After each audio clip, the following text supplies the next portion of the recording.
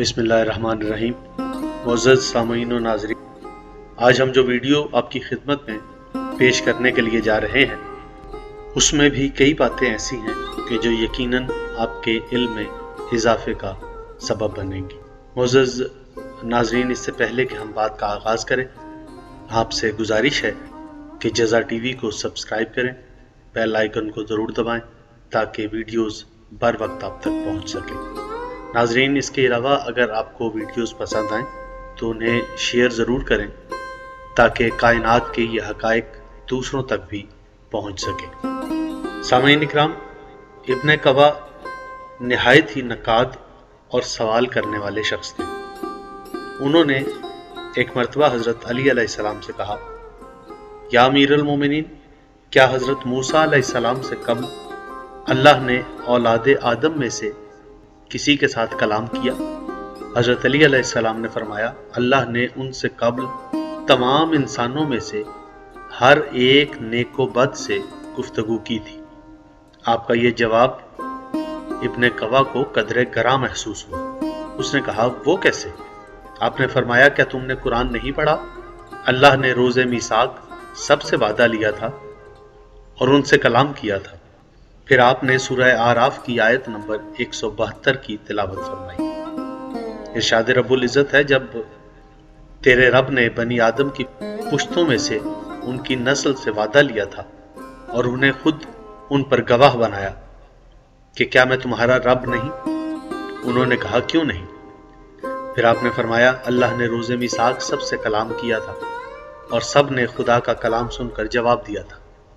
इब्न कवा ने कहा, जी आप सही फरमा रहे हैं। फिर आपने सूरह ताहा की आयत नंबर 14 की तिलावत की। आपने फरमाया, खुदाए बुजुर्ग व बरतर फरमा रहा था, मैं ही खुदा हूँ, मेरे अलावा कोई माबूद नहीं है और मैं ही रहमान व रहीम हूँ। आपने फरमाया, तमाम नस्ल आदम ने खुदा की अताअत और रबूबियत का इकरार किया था। फिर इब्न कवा ने कहा, क्या अमीरुल मोमिनीन, मशरिक और मगरिब के दरमियान फासला कितना है? आपने फरमाया, सूरज की एक दिन की मुसाफत का फासला है।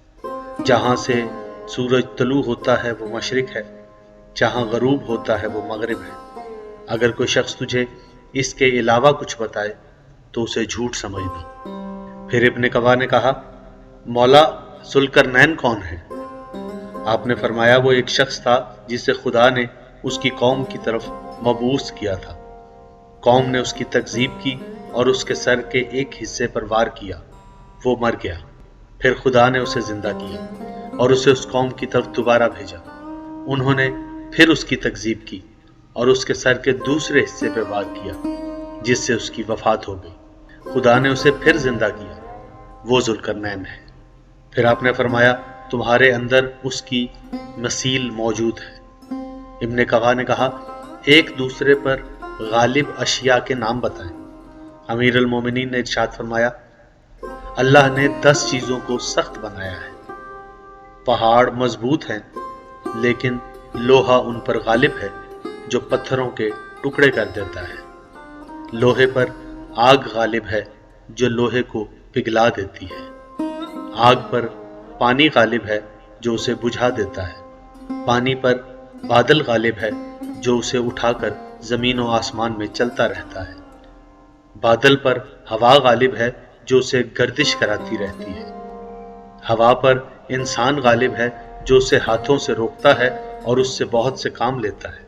इंसान पर नशा गालिब है जो उसे मदहोश कर देता है। नशे पर नींद गालिब है जो उसे सुकून देती है और गम नींद पर गालिब है जो नींद को उड़ा देता है।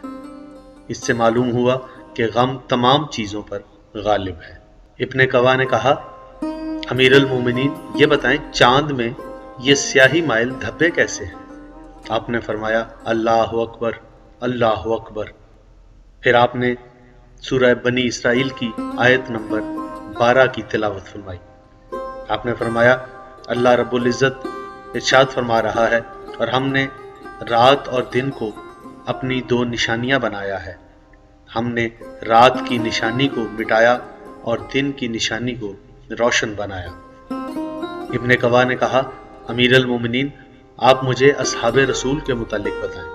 آپ نے فرمایا تم کس صحابی کے متعلق پوچھنا چاہتے ہو؟ ابن کوا نے کہا آپ مجھے حضرت ابو ذر غفاری کے متعلق بتائیں۔ آپ نے فرمایا میں نے رسول خدا صلی اللہ علیہ وآلہ وسلم سے سنا کہ آسمان نے کسی پر سایہ نہیں کیا اور زمین نے کسی کو اپنی پشت پر نہیں اٹھایا جو ابو ذر سے زیادہ سچا ہو۔ ابن کوا نے کہا آپ مجھے سلمان محمدی کے متعلق بتائیں۔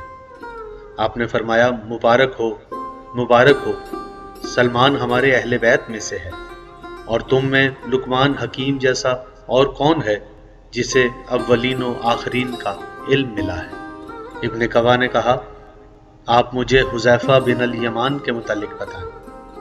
امیر المومنین نے فرمایا یہ وہ شخص ہے جسے منافقین کے ناموں کا علم تھا، اگر تم ان سے حدود الہی کے متعلق پوچھو گے تو اسے عارف اور عالم پاؤ گے۔ ابن کوا نے کہا آپ مجھے عمار بن یاسر کے متعلق بتائیں۔